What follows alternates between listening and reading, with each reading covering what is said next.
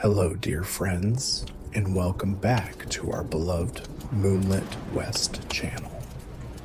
Today, we continue our journey with the story Gentle Steps on the Green Grass. In the previous chapter, we witnessed the serene and sweet moments between Sam and Ben on the meadow, where their childhood memories were woven with laughter and imaginary adventures. If you've been enjoying this story, don't forget to hit the like button and subscribe so you can keep following Sam, Ben, and Lucy in the upcoming chapters.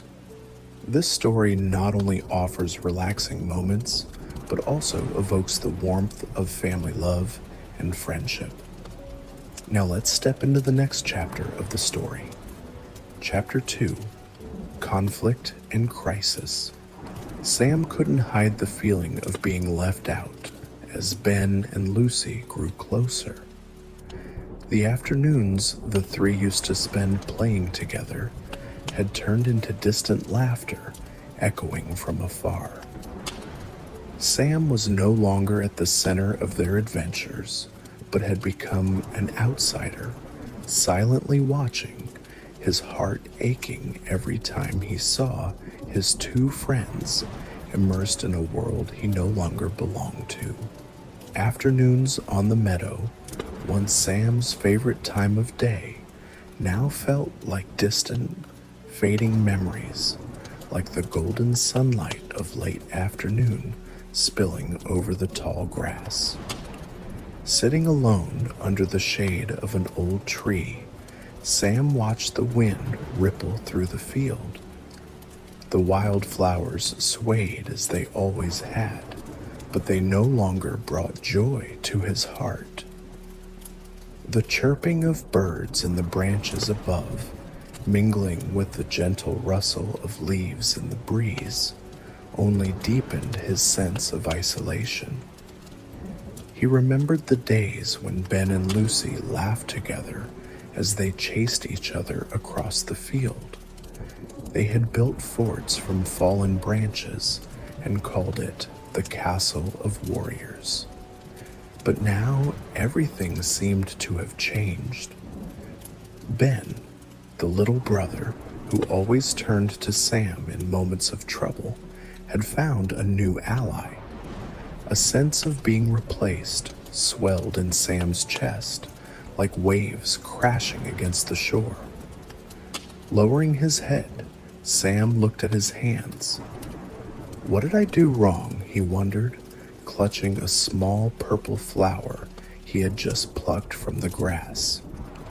The delicate petals rested in his palm, reminding him of the games they used to play when Ben would say, "We have to protect this field, Sam. This is the most beautiful place in the world." Those words, that memory, now echoed faintly in his mind. Sam raised his head, his eyes gazing toward the distant horizon where the sun was slowly sinking behind the hills. The amber light bathed everything in a gentle beauty, yet it carried with it an inexplicable sadness. Maybe I'll never be part of those stories again, he murmured, his voice carried away by the soft wind. Sam knew he couldn't dwell forever in jealousy and feelings of abandonment. Yet he didn't know what he truly wanted to do or how he could reconnect with Ben. The meadow before him, still heartbreakingly beautiful, now felt like a mirror, reflecting the loneliness within him. All he could do was hope that one day, the laughter of all three of them would fill this place once more. One day, in a moment of frustration, Sam decided to destroy Ben's island. He uprooted the wildflowers, kicked away the branches Ben had used to build his fortress. As he did so, his heart pounded, as if he were reclaiming something that had once been his. But when it was over, all that was left before him was a barren patch of earth and crushed flowers. In that moment, Sam felt an empty hollowness, a strange dissatisfaction he couldn't put into words. He stood frozen in the meadow, the afternoon sun casting light on his sweat-covered face. The wind blew softly, carrying with it the rustling sound of leaves, like whispers of reproach. Sam told himself, "At least now Ben will have to play with me."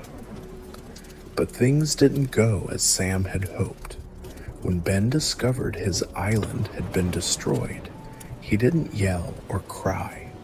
Instead, Ben stood there for a long time, his eyes fixed on the trampled flowers, as if he couldn't believe what he was seeing. Sam, hiding behind a nearby tree, tried to read his brother's expression, but instead of anger or sadness, Ben silently turned and walked away, his shoulders drooping as if carrying the weight of an overcast sky. That image left Sam stunned. His heart ached in a strange, unfamiliar way. A thought suddenly crossed his mind. What have I done? The meadow, once filled with Ben's laughter, his imaginary tales, and the sight of him running carefree among the flowers, now felt eerily quiet. To Sam, the stillness of the meadow was terrifying. He stood there for a few more minutes, but couldn't move, as if the ground beneath his feet had turned into a deep chasm. In the days that followed, Ben stopped going to his little island. He often felt tired, coughed frequently, and seemed to be losing his vitality. The mornings that used to echo with Ben's laughter were now consumed by a heavy silence. Their parents began to worry when they noticed Ben no longer running around the house like he used to. "What's happening to our boy?" their mother whispered to their father during long, quiet evenings, her eyes filled with sorrow. After a high fever persisted for days, their parents rushed Ben to the hospital, their anxiety evident. Sam stood in front of the house, watching the car drive away, unease filling his mind. The wooden house, once warm and lively, now felt eerily empty. The wind chime on the porch softly tinkled with the breeze, like a mournful whisper. Sam sat on the steps, his gaze drifting aimlessly toward the little island. At the hospital, the doctor informed them that Ben had severe pneumonia and would need extended treatment. Sam and Lucy accompanied their mother to visit Ben for the first time. Standing outside the hospital room, Sam felt his heart tighten as he saw his brother lying motionless in bed. Ben's face was pale, his eyes closed. Sam felt as if a massive void was swallowing him whole. For the first time in his life, Sam understood how frightening silence could be. Ben's laughter, his imaginary stories, and his scribbles in his old notebook were gone. Afternoons felt longer and heavier for Sam, as if time itself had forgotten how to move forward. While Ben was in the hospital, Sam often wandered the meadow alone. The afternoon sun still cast its golden rays over the ground, but the air was filled with an inexplicable emptiness. Sitting under the large tree where he and Ben used to share their imagined adventures, Sam watched the sunlight dance through the leaves, creating playful patterns on the ground. The breeze carried the faint rustle of the wildflowers, But to Sam, everything seemed lifeless.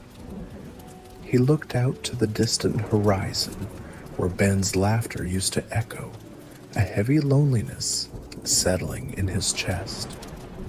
What have I done to lose something so precious? Sam wondered, his heart weighed down. The meadow, once a place of boundless joy, had become a quiet, somber expanse. Sam plucked a small purple flower, recalling how Ben had always treated the flowers like treasures. "We have to protect them, Sam," Ben had once said, his eyes bright with passion. But now the protector of the meadow was lying in a hospital bed, fighting his illness. Gripping the flower tightly in his hand, Sam whispered, "Ben, I'm sorry." His words carried away by the wind. He felt small amidst the vast expanse of the meadow, but at the same time, he realized he couldn't let this silence persist. Standing up, Sam looked toward the distant house. "I need to do something," he thought, stepping forward with newfound determination, carrying the hope that one day Ben's laughter would return to the meadow. Lucy was always by Sam's side during the long days Ben spent in the hospital. She was not only a comforting friend, but also a great source of encouragement. She often sat next to Sam in the hospital courtyard, where wooden benches were placed under the shade of old oak trees.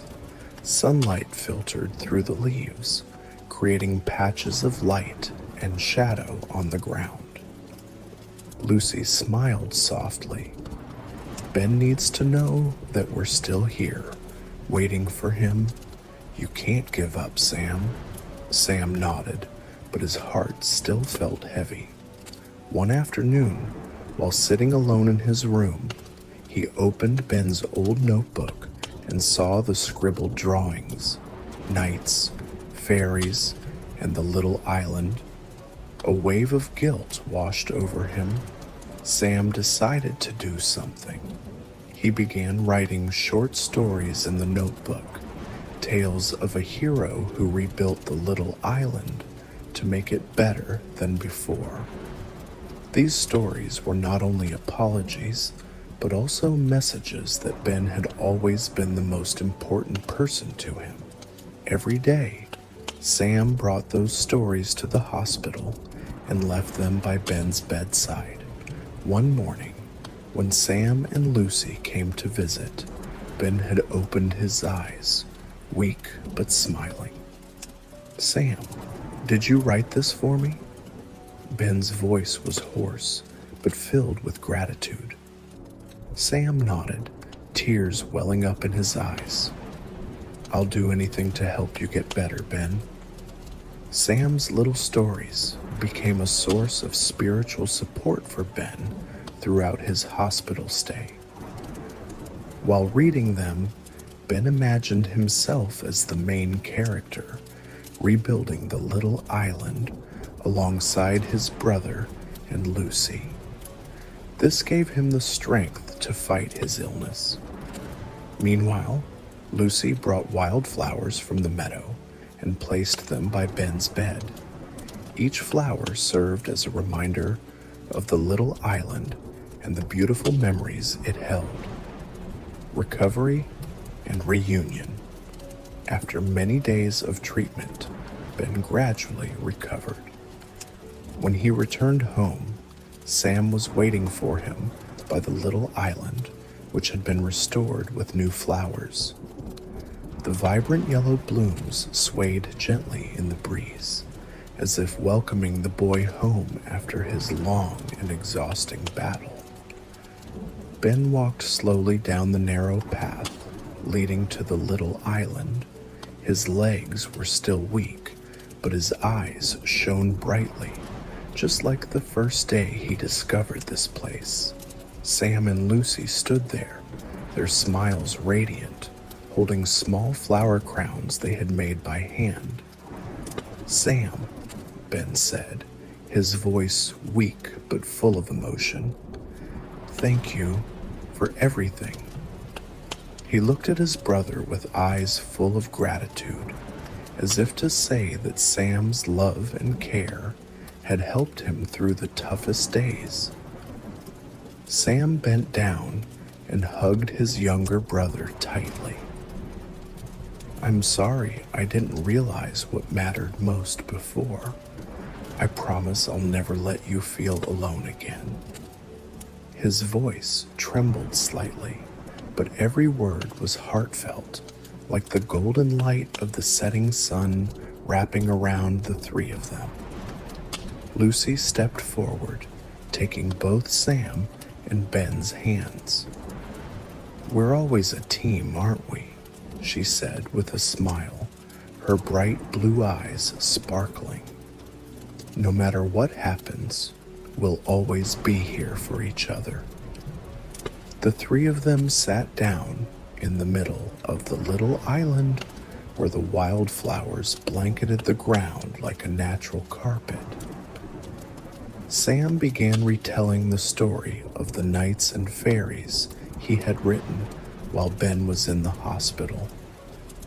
This time, all three of them joined in the story, imagining themselves as protectors of the meadow, fighting to keep it forever beautiful. As the sun dipped behind the hills, it left the sky painted in a soft, sweet orange hue. The wind blew gently across the field, carrying the fragrance of wildflowers and the sound of their laughter. The little island was no longer just a playground. It had become a place that held their memories, forgiveness, and the priceless love between them. Sam looked at Ben and Lucy, his heart brimming with happiness. "We'll keep protecting this place, won't we?" "We will," Ben replied, his voice now stronger.